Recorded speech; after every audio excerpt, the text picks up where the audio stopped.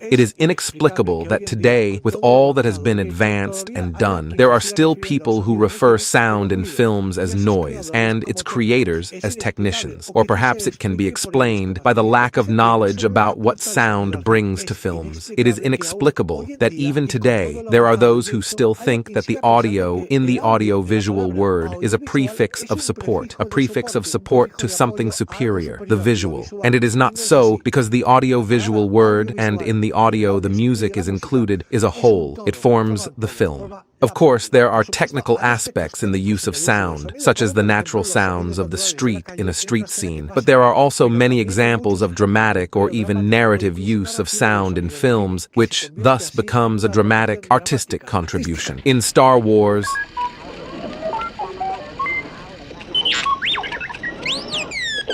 in The Conversation,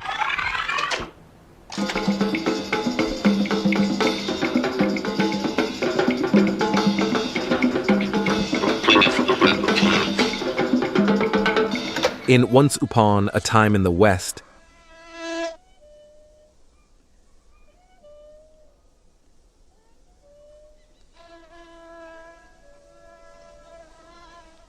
in Jung Frankenstein, I am Frau Blücher. Or in the films of David Lynch.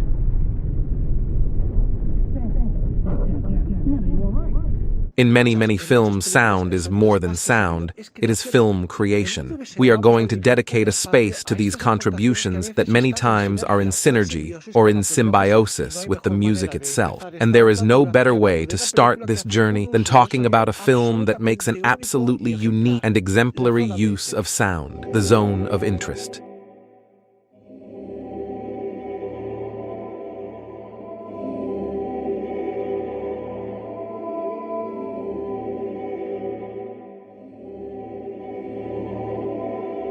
In cinema, the scenery of what we see is called on-screen, while the off-screen is that which lies beyond, out of the visual reach of the audience. In this example, the on-screen is the frame where the character is, and the off-screen is what would be behind the camera. In this film, there are two scenarios: the one that is seen, the environment of the Haas family, and the off-screen that is not seen unless one wants to see it. A choice that has to be made by each person watching the film.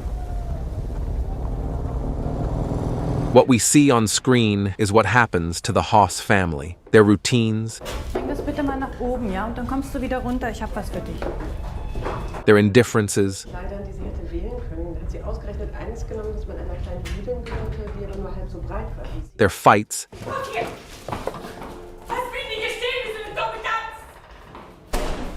Bleib stehen jetzt! Jetzt beruhige dich, geh zurück zur Feier. their reactions, Wenn ich wollte, würde mein Mann deine Asche sofort über den Feldern von Babice verstreuen. their vulgarities, especially their vulgarities.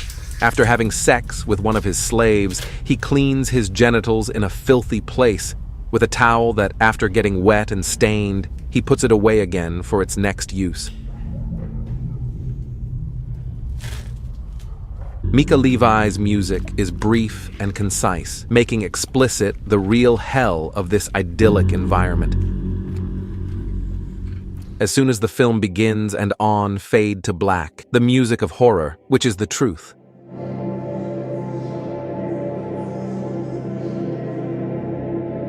merges with the sound of the birds of the Haas's world, which shamefully is also a truth.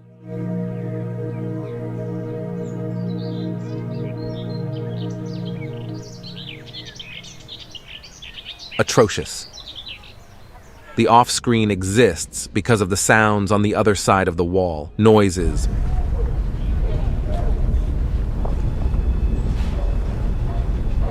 barking, gunshots, Gratulation, Herr Kommandant. Dankeschön. screams,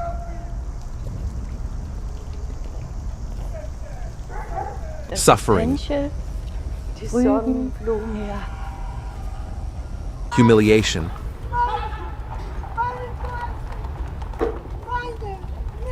What is our attitude towards these sounds? We can take two. The first is to do like the Haas's and hear, because it is inevitable, but not see.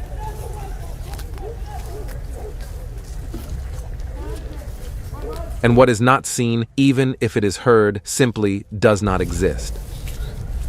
But we can also listen and see, imagine, recreate the scene that is happening with the sounds. Do one thing, create the scene right now, put people, faces, shapes. Do it here.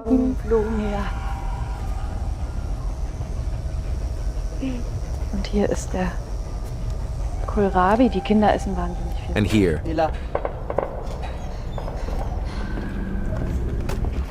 Gratulation, Herr Kommandant. Dankeschön. And also here.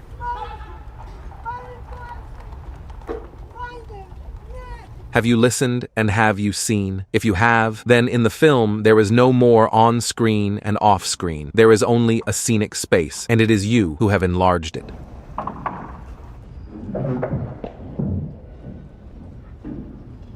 Maybe other people don't want to see it, and so they reduce the film to the space of the hosses, and since they can't cover their ears, at least they cover their eyes. The sound in this film is absolutely essential to make it complete.